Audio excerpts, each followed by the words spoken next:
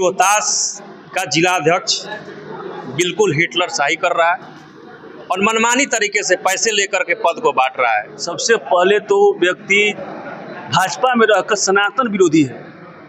हमारे सामने हम लोग के 10 आदमी के बीच में कहता है कि कुंभ में जो नहाने जा रहा है वो नाली में नहा रहा है। रोहतास भाजपा का जो जिलाध्यक्ष है वो प्रपोजल ला के देख रहा है कि सर हमको नोखा विधानसभा से लड़ाया जाए। तो अमित शाह ने साफ शब्दों में कहा कि तुम चुनाव लड़ोगे कि लड़वाओगे। बैजनाथ धाम में केवल रावण ही एक शंकर जी को लाया था, अब बाकी मंदिर को ब्राह्मण बनवा दिया धंधा करने के लिए।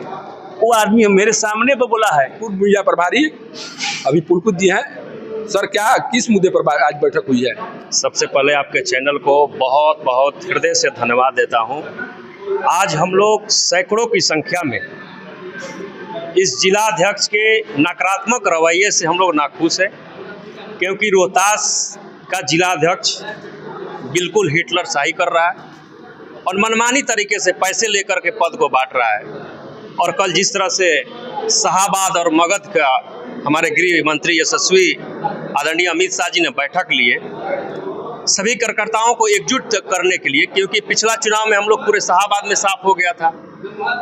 तो इस हम लोग को जीतने का मूल मंत्र दिए हैं अमित शाह जी, लेकिन कल उन्हीं के सामने रोहतास भाजपा का जो जिलाध्यक्ष है वो प्रपोजल ला के देख रहा है कि सर हमको नोखा विधानसभा से लड़ाया जाए। तो अमित शाह ने साफ शब्दों में कहा कि तुम चुनाव लड़ोगे कि लड़वाओगे, ये कल का बात है। तो जिस तरह से जिलाध्यक्ष का नकारात्मक रवैया है, उसका चाल और चरित्र दोनों गलत है। क्या प्रभाव पड़ेगा जो उनके द्वारा जिस तरह से आरोप आपके द्वारा लगाए जा रहे हैं, इस चुनाव में क्या प्रभाव पड़ेगा? जिलाध्यक्ष, अगर मैं आपके मीडिया के माध्यम से प्रदेश नेतृत्व और राष्ट्रीय नेतृत्व को मैं बताना चाहता हूं कि अगर ऐसे जिलाध्यक्ष को तत्काल प्रभाव से नहीं हटाएंगे तो पूरे शाहाबाद में उसकी सीट लूज टॉक करने का काम यहाँ की जनता करेगी, क्योंकि जिस तरह से जिलाध्यक्ष के खिलाफ नकारात्मक रवैये से जनता नाखुश है, क्योंकि पैसा लेकर के पद बांट रहे हैं। दूसरे दल के साक्ष्य है जो पैसे लेने की बात कही जा रही है, उसका कोई साक्ष्य है? पूरा उसके ABVP के अखिल भारतीय विद्यार्थी परिषद के सूरज जी हैं, पूरा उनका चैटिंग है, पूरा रिकॉर्डिंग है, साक्ष्य के साथ पूरा प्रमाण है। पैसा लेते हैं। उनके PA को 21 साल के लड़का को जिला का उपाध्यक्ष बनाए, कहाँ का प्रोटोकॉल है? जिला का पदाधिकारी बनता है, उसका क्राइटेरिया होता है। भारतीय जनता पार्टी के यहाँ सैकड़ों वरिष्ठ कार्यकर्ता एकजुट हुए हैं, इसमें से किसी को जिला का उपाध्यक्ष और महामंत्री नहीं बना सकते थे। एक ही सिस्टम से पूरी सरकार चलती है क्या? तो मैं जिलाध्यक्ष के आह्वान करना चाहता हूं, उनका चाल और चरित्र दोनों गड़बड़ है, क्योंकि दूसरे दल के महिलाओं को ला करके ये पार्टी में जोड़ रहे हैं। माननीय मुख्यमंत्री जी, प्रधानमंत्री जी हमारे महिलाओं को 35% आरक्षण देने का काम किया। हमारे पार्टी में महिला नहीं है क्या? दूसरे दल के महिलाओं को ला करके हमारे पार्टी में जोड़ रहे हैं।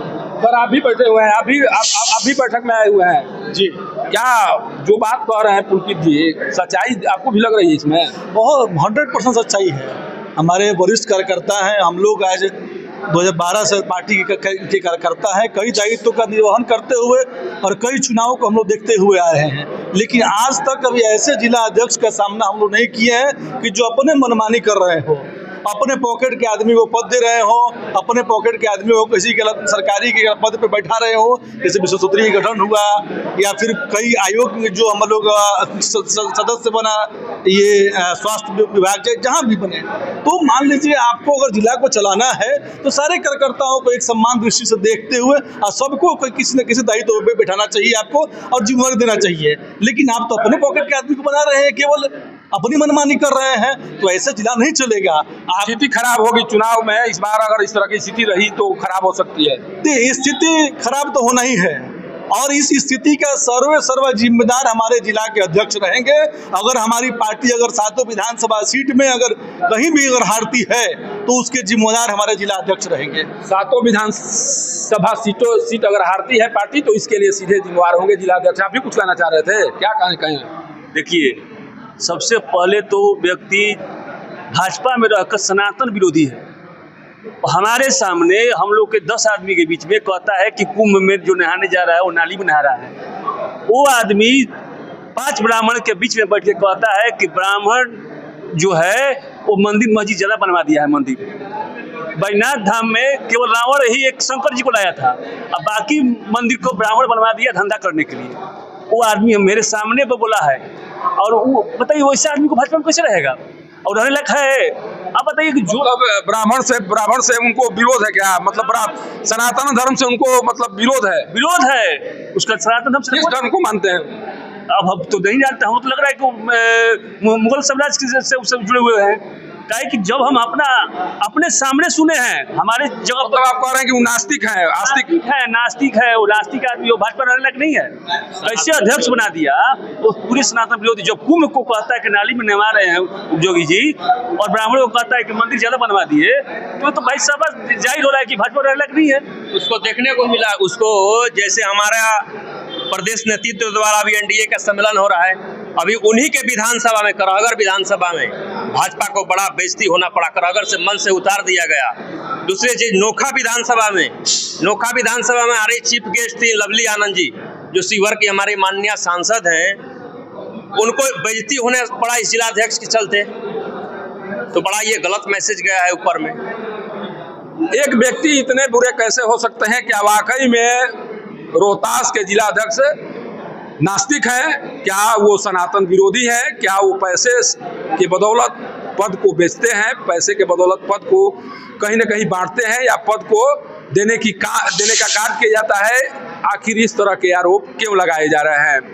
अगर भाजपा जैसी पार्टी में इस तरह के आरोप लगाए जा रहे हैं, तो भाजपा इस तरह के व्यक्ति को जिलाध्यक्ष के पद पर बैठाने से पहले विचार क्यों नहीं सोचा गया कि जिसको मैं जिलाध्यक्ष बना रहा हूं उसके मन में क्या चल रहा है, वो कैसा व्यक्ति है, किस तरह से कार्य कर रहा है। और अब जब इस तरह की बात सुनाई पड़ रही है, इस तरह से सनातन विरोधी से लेकर तमाम बातों को कहने का प्रयास कार्यकर्ताओं के द्वारा किया जा रहा है, तो ये पक्के तौर पर मानिए है कि ये बातें दूर तलक जाएंगी, और जब इस तरह की बातें सुनाई पड़ेंगी तो भाजपा की छवि को खराब होने से कोई नहीं बचा सकता है। सासाराम से पब्लिक न्यूज के लिए सत्येंद्र चौबे की रिपोर्ट।